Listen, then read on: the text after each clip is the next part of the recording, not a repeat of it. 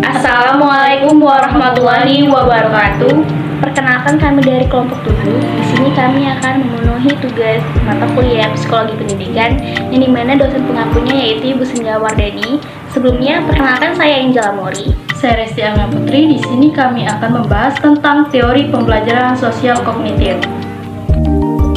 Baiklah, saya sebagai pemateri pertama akan menjelaskan mengenai teori belajar sosial kognitif.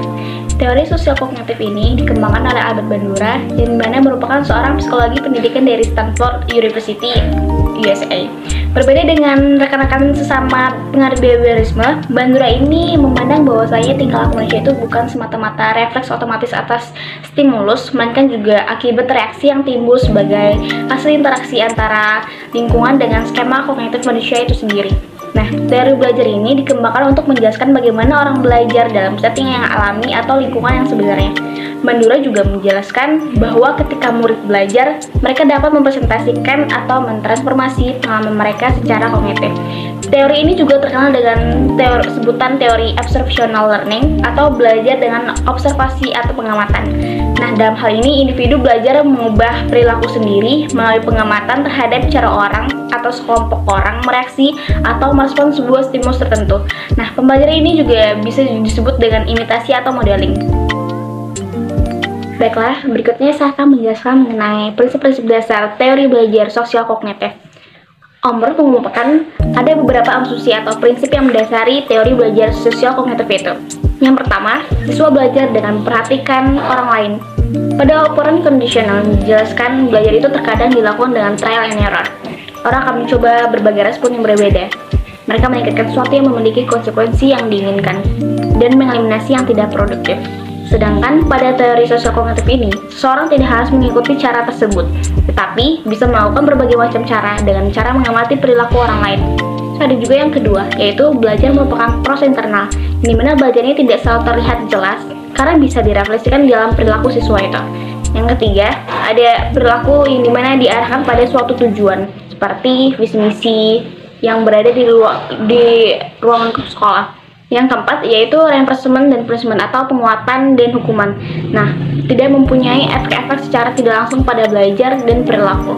Baiklah, saya pemateri kedua. Di sini saya akan menjelaskan tentang model pembelajaran observasional, yaitu ada 4 tahap.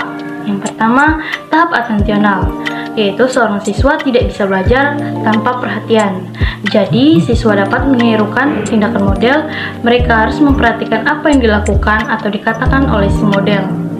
Yang kedua, tahap retensi, merupakan observational learning yang terjadi karena contiguity. Kedua peristiwa terus-menerus yang diperlukan adalah yang pertama, perhatian terhadap kinerja model, kedua, representasi kinerja dalam memori pembelajar. Yang ketiga, tahap reproduksi. Anak memperhatikan model dan mengingat apa yang mereka lihat, tetapi tidak bisa memproduksi perilaku model. Pemodelan ini digunakan selama proses pembelajaran dan selama fase reproduksi jika siswa membuat kesalahan. Yang keempat, tahap motivasional. Dalam pengertian ini, teori belajar sosial dan operant conditioning adalah sama. Keduanya menyadari betapa penguatan dan hukuman dapat membentuk dan mempertahankan perilaku. Lebih lanjutnya, menurut Bandura 1982, penguasaan keterampilan dan pengetahuan yang kompleks tidak hanya bergantung pada proses perhatian, retensi, motor reproduksi, dan motivasi, tetapi juga sangat dipengaruhi oleh unsur-unsur yang berasal dari pembelajaran sendiri, yakni sense of self-efficacy dan self-regulatory system.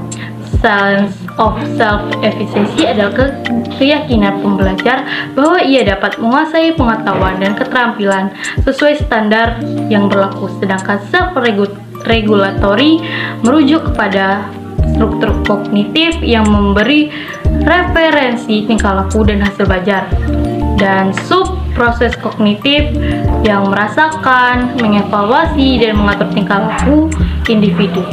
Demikianlah pembahasan tentang teori pembelajaran sosial kognitif. Mohon maaf apabila ada kekurangan. Kepada Allah mohon ampun. Wabillahi taufiq wal hidayah. Wassalamualaikum warahmatullahi wabarakatuh.